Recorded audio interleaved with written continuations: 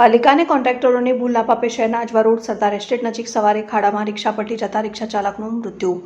વડોદરા મહાનગરપાલિકા દ્વારા કોન્ટ્રાક્ટરોને શહેરમાં વિવિધ કામગીરી માટે કોન્ટ્રાક્ટ આપવામાં આવ્યા છે, પરંતુ તે કામગીરી પરનું યોગ્ય મોનિટરિંગ કરવામાં આવતું નથી.